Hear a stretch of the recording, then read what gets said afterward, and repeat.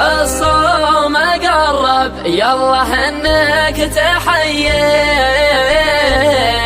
11 شهرا وحن بانتظاره شهر الصبر يا زين ذكره وطاريه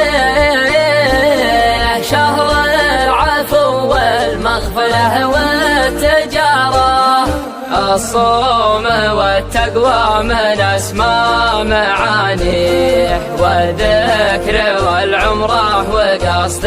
الزيارة الفوز والرفعة لمن سابقوا فيه والعجز والحرمان أكبر خسارة والرابح اللي قايم في لياليه يتلو كتاب